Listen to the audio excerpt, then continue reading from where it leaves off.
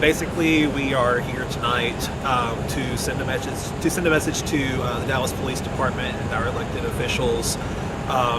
We appreciate the show of support that they offered on Friday night with the mayor touring Cedar Springs, with DPD kind of out shaking hands and smiling on the strip. And really tonight we want to know where they were 2.5 months ago.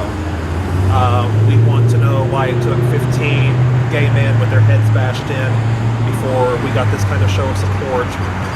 We want to know why Katy Trail, why a few straight white women get mugged on Katy Trail, and we see police cruisers, and we see mounted patrols, and we see bicycle cops, and they have the guys in jail in under 2 weeks, yet we've been living in terror in Oaklawn for 2.5 months. We want answers.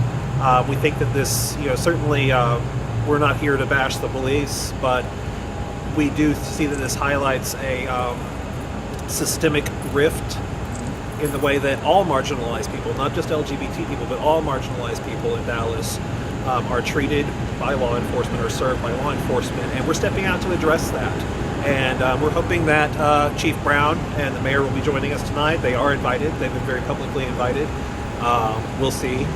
But we need them with us. We're not here to bash the police. We're here to say, look, a new conversation needs to be started with the way that minority communities are served, because it's not equal, and these guys are still at large.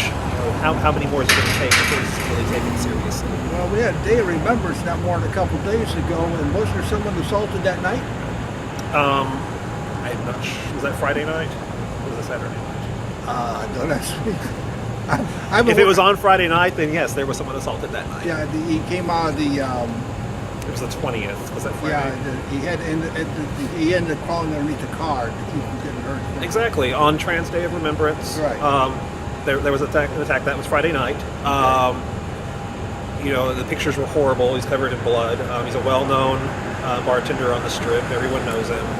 He's really well-liked. And I think it really hit home for a lot of people. It's, this makes 15 that we know of. We know of. Yeah, we know of. I think the news says anywhere between 12 and 13. We've actually had several that have not wanted to go forward to police. I think that actually highlights, part of the problem. That our community, there's so many in our community that aren't comfortable going to police. That's got to be fixed.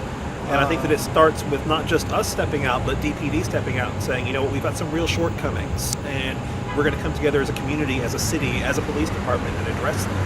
That meeting where DPD said, if you're an illegal, you get assaulted, you need to call 911. We're not the state, we're not the feds, we're not going to drop you off at the local immigration center.